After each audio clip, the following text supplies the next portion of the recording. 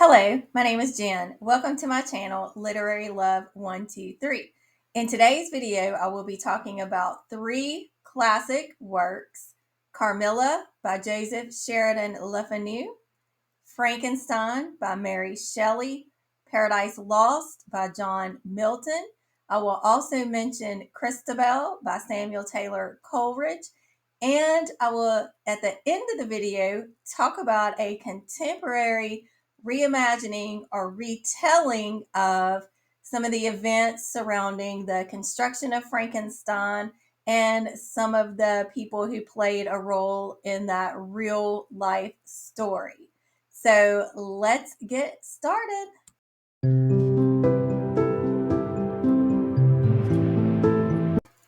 As you follow my channel, you will find out that I love to drink coffee and use my master's degree in English to talk about classic and contemporary works from an academic standpoint. But you will also find out that I like to just have a good time talking about the books that I love and the books that I don't love with all of you. And I will go ahead and say my daughter is in the room right behind me, and you will hear her making herself known, being very vocal. So that's what that noise is. And no, she's not upset. She's not hurt. She is nonverbal. So her way of communicating is a little bit different from the way that most of us would communicate. So she is just making her presence known. So let's go ahead and talk about the first classic that I reread in February, and that is Carmilla by Joseph Sheridan Le Fanu. Now, interestingly enough, I first read Carmilla several years ago, and on my initial reading, I gave it like a 3 or 3.5. On my reread this time, I actually bumped that rating up to 5 stars. So let's talk a little bit about what Carmilla is about. It is a vampire story that features a vampiric woman. It predates Dracula by Bram Stoker. So Carmilla was first published in installments from the years 1871 to 1872 in the dark blue. And then later on, it was published in a collection that was titled In a Glass Darkly, that had other accounts of the doctor who's referenced at the beginning of Carmilla. And this book, as I mentioned before, actually came before Bram Stoker's Dracula. So if you've read Dracula? If you've read Dracula and you haven't read Carmilla, then I highly recommend that you go back and read Carmilla, and you will definitely be able to see where Bram Stoker drew a lot of inspiration from Le Fanu's Carmilla. The setting of Carmilla is very gothic. You have this isolated mansion in the forest of Central Europe. The main character, Laura, lives there with her father. And because she's isolated, she's often lonely. We find out at the beginning of the story that she was supposed to have a friend come and stay with her. But this friend of hers has died. And as it just so happens, there's another young woman who is traveling nearby Laura's home, and there's a crash of the carriage, and her mother has to continue on her journey, but ask Laura's father if her daughter Carmilla can stay with them for a while, because Carmilla's not quite feeling well enough to travel. So Carmilla ends up staying with Laura, and we find out that Carmilla may in fact not be exactly human. Carmilla may indeed be a vampire. And the story follows what happens over the course of time that Carmilla is there with Laura. In Carmilla, we see themes that are common to the vampire genres and to Gothic genres, themes like erotica, forbidden sex. We also see themes of isolation, and we also see an exploration of folk beliefs, and we also see explorations of agency, particularly in the women characters. So that leads me to, oops, I'm just going to make some noise over here. That leads me to the connection I wanted to talk about between Carmilla and a previous work. So we mentioned how Dracula draws inspiration from Carmilla. Well, Carmilla, when Joseph Sheridan Le Fanu was writing it, he took inspiration from Samuel Taylor Coleridge's Romantic era poem Christabel. Now, I really first got into Christabel when I was in grad school. I took a romantic era course and I wanted to explore the themes of vampirism in the romantic era. I knew, of course, about Dracula and Carmilla, the Victorian era kind of writing about vampires, but I wanted to know what were the romantics saying about vampires. And I found vampiric themed poems from John Keats, from Lord Byron, and from Samuel Taylor Coleridge. So as I was choosing which one I wanted to explore, I honed in on Samuel Taylor Coleridge. And in my paper, I talked about both Christabel and the Rime of the Ancient Mariner. But right now, I just want to talk a bit about Christabel and how that was an inspiration for Carmilla. So Christabel opens with this young woman by the name of Geraldine. I've also heard some pronounce it Geraldine, but she leaves her home at midnight and she's in this garden, which can be kind of thought of as being kind of a Garden of Eden symbol.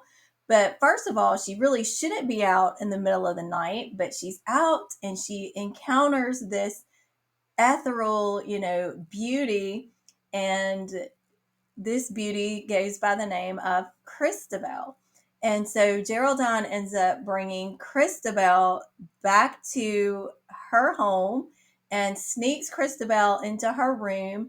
And they have a certain kind of encounter that night. And we can see from there how we start in a similar way to the way that Laura starts exhibiting some kind of unusual symptoms in Carmilla. Geraldine begins to start exhibiting similar kind of things after Christabel has come to stay with them. So if you liked Carmilla and you want to find out a little bit more about inspiration for Carmilla, then check out Samuel Taylor Coleridge's Christabel.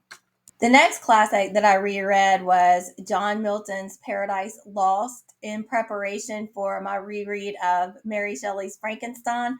But I want to talk first now about Mary Shelley and Frankenstein. So Mary Shelley was born to Mary Wollstonecraft, who was a radical feminist for her day. She is most especially known for her feminist treatise titled The Vindication of the Rights of Woman. And Mary's father was William Godwin, who was an acclaimed journalist and also a political philosopher. So, how, you may ask, is Mary Shelley connected to Samuel Taylor Coleridge? Well, interestingly enough, there's a story about how Samuel Taylor Coleridge was visiting Mary's father. Her father often had visits from romantic poets of the day, and we'll talk a little bit more about one of those romantic poets in just a minute. But when Mary was young, she and one of her stepsisters were hiding behind the couch while Samuel Taylor Coleridge was reciting the Rime of the Ancient Mariner. And the story goes that whenever Mary's father, William, saw her hiding behind the couch, that he was trying to dismiss her and tell her to go away, but that Coleridge said, no, let them stay, let them listen. And as it turned out, the Rime of the Ancient Mariner had a great influence on Mary Shelley in her writing of Frankenstein, because the Rime of the Ancient Mariner, of course, takes place out on the sea. There are numerous references to the fog and the mist and the ice. So when we get to Frankenstein, it opens with Walton, who is out on the sea trying to find this new passage, right? Trying to make a name for himself. And that's where he encounters not only the creature, but also Victor Frankenstein in a polar area surrounded by ice and mist. So I find it very interesting to think about the connection between Coleridge and Mary Shelley. Now, I mentioned that her father also had visits from several other romantic poets. One of those romantic poets happened to be Percy Bysshe Shelley, who was married at the time, but that did not stop Percy from pursuing Mary, who was only 16 at the time. And Mary also fell for Percy, which obviously drew ire from her father. And so she fled with Percy. And one of the stories that most of us probably who know about the Romantic era or know a little bit about Mary Shelley or Frankenstein know that Frankenstein was written by Mary Shelley when she was only 19. She was spending time at a villa with not only Percy, her husband, but also with her stepsister, Claire Claremont, and with Lord Byron, who was having a fling and had a fling with Mary's stepsister, Claire. And Claire was expecting Lord Byron's child. Lord Byron's doctor was also there with them, John Polidori. And they had planned to go out and do all of this adventuring, but as it ended up, the weather was too bad. So they got stuck in the villa. And one of the things that they did to pass the time was to read these ghost stories. And then Lord Byron issued a challenge to see who could write the best or scariest ghost story. And that is where we see Mary Shelley write Frankenstein. Now, interestingly enough, Lord Byron's doctor, John Polidori, actually wrote during that time The Vampire, which some attributed to Lord Byron. And also, some say that the vampire character in The Vampire, that John Polidori patterned that character after Lord Byron. But at any rate, that is when Mary Shelley wrote Frankenstein. Now, in Frankenstein, we have a story, of course, of an ambitious young man who sets out to create life. And when he, in fact, ends up creating life, he's very much afraid of the result, right? He sees the creature as ugly and horrifying and runs off and leaves the creature to fend for itself. So the novel contains themes of isolation, what it means to be in a family, questions of nature versus nurture. We also have in the character of Frankenstein this idea of possibly uh, an symbolic of Percy Shelley himself and the whole Romantic era poets. This idea of honing in on whatever it is that you desire, regardless of the consequences. And when we look at Percy Shelley himself, as I mentioned before, he was already married and had a child when he ran off with Mary. Additionally, at the time, his wife was pregnant with their second child. And tragedy ends up occurring in the fact that Percy's wife ends up taking her own life. But we see Percy pursuing Mary, regardless of what that meant for his wife and children. And there are also rumors that Percy was having an affair with Claire, who was Mary's stepsister, who was along on the trip with them.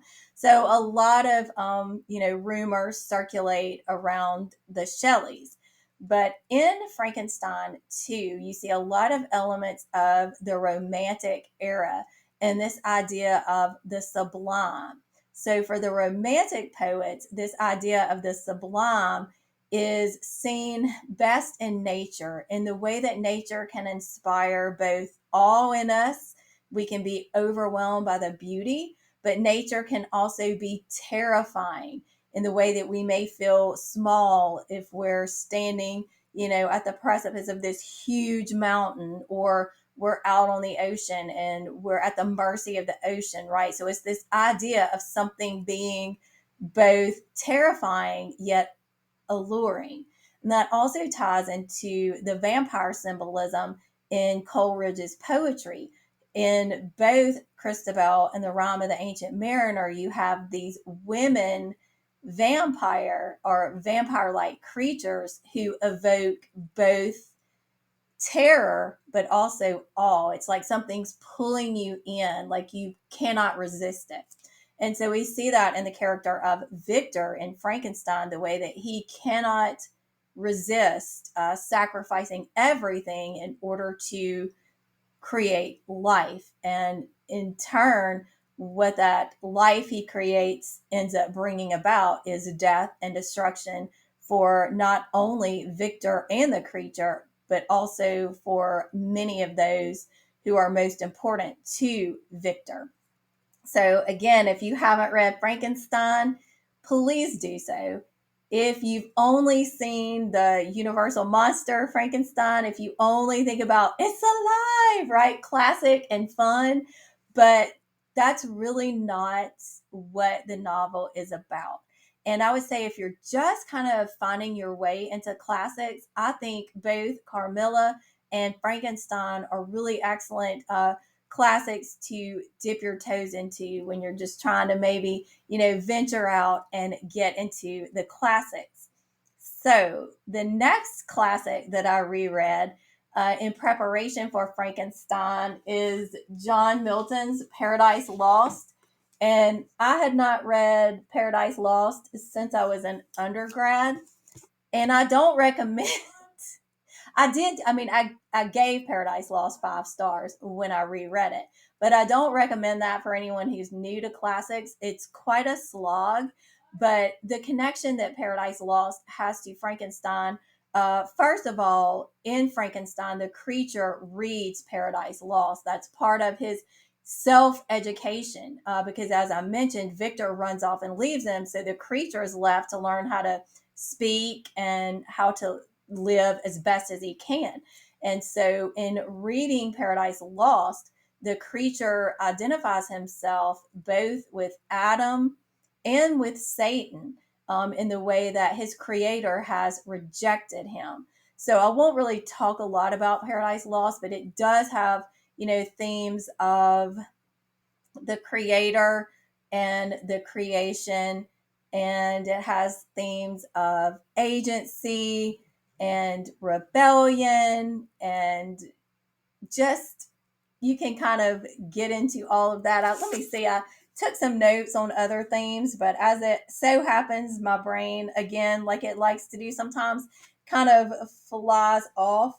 But some of the other themes that I looked at and kind of annotated when I was going through Paradise Lost, sin and innocence, that's a theme that we see also in Frankenstein, because the creature does end up doing some terrible things. But the question then comes from, is that because he's never able to experience love? He's never given any kind of direct interaction other than the kind in which people are chasing him away or shooting him or beating him.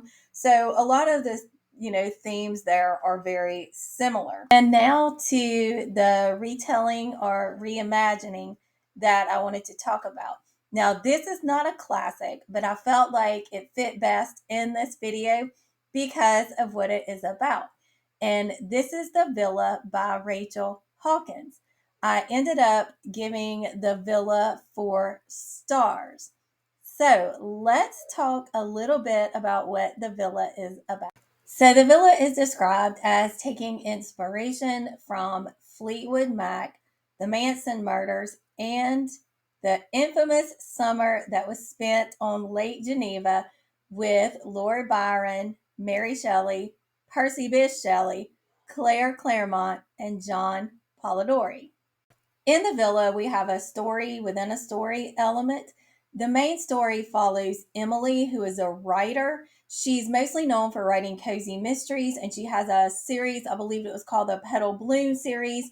And she's been trying to work on the latest book for that series, but she's having trouble coming up with a story. And she feels a little bit like she wants to branch out and write something different.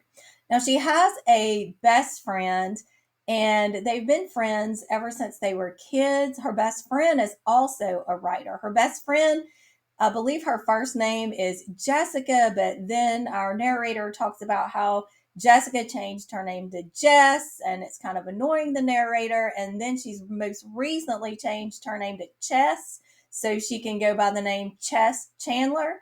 And Chess writes self help books.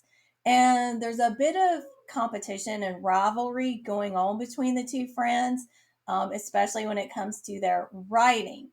But our main character, Emily, she's going through a rough divorce. Her husband is wanting to take a portion of all of the money that she's made so far with her books that she's published. And he even wants to be able to continue to get a portion of her money in the books that she's going to publish subsequently, even after they're no longer married. And so she's frustrated with all of that. And she gets a phone call from Chess inviting her to go away for, I think it's like 6 weeks, to a villa in Italy. And, Chess says, we can write, we can catch up. Both of us have books we're working on. Let's do this thing. And so Emily takes a chance and she goes with her friend to the villa in Italy. Now, of course, we have already the title, right? The villa, so we kind of see where this is going. Villa Aestus is known for housing one of the most infamous groups of people in 1974. Like, we're following like modern day, but then the story within a story that I mentioned, that setting is 1974, and the villa is known as Villa Rosato, and it's rented for the summer by a kind of bad boy type rock star named Noel Gordon. And by the way, Lord Byron's name is George Gordon Byron. And also, as he's renting this villa, trying to reignite his passion for his music, he invites the up and coming musician, Pierce Sheldon, Percy Shelley, to join him. And Pierce brings along his girlfriend, Mary, and Mary's last name is Godwick. So again, we're seeing this real, not so subtle play on names. And Mary's stepsister, Laura Larchmont, like Claire Claremont, also comes along on the trip. And it is known by Mary that, without a doubt, Pierce and Laura have been together at least once, but they've told Mary that it's over and that's not happening between them anymore. But Pierce and Mary already have established that they have kind of an open marriage anyway.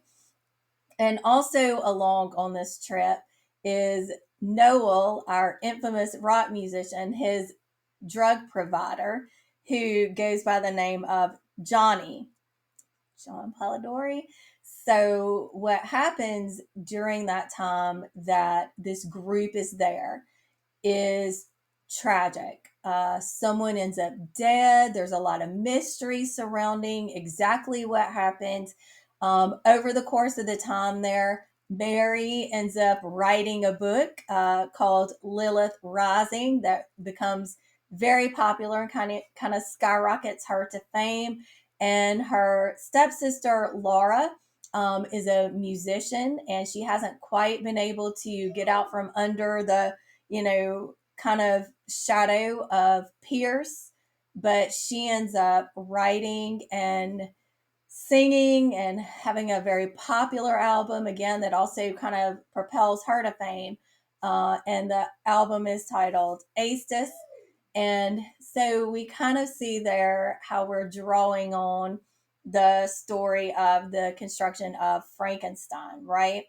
Now, Emily as she is staying at this villa, she's kind of uncovering what happened that summer. She's finding these journal entries, she's finding all these clues that lead her to believe that the story that has always been told about what exactly happened, and how the tragedy occurred may not be the truth. And at the same time, Emily is finding out that Chess may not have been truthful with her about some of the things that have happened either. So you're finding this element of, as I said, this story within a story, and kind of finding out how the two come together. Now, I will say that there were a lot of parts of the villa that were predictable, but it did not keep me from enjoying it. I had a really great time with the villa. Like I said, I gave it 4 stars, and I just thought it was a fun, updated version of the story of Mary and Percy and John Polidori and Lord Byron and Claire Claremont. So if you're looking for a contemporary or modern kind of spin on a classic, then I would suggest checking out The Villa. So that wraps up my part 1 of my February wrap up. I will have a part 2 where I'll be talking about the books that I read that were new to me. And we'll have that out in a few days. As always, I just want to say thank you so much for watching. Let me know down in the comments below if you've read any of these classics, or if you've read The Villa, or if you plan to pick up any of these books now. I would love to know. Thank you. Bye.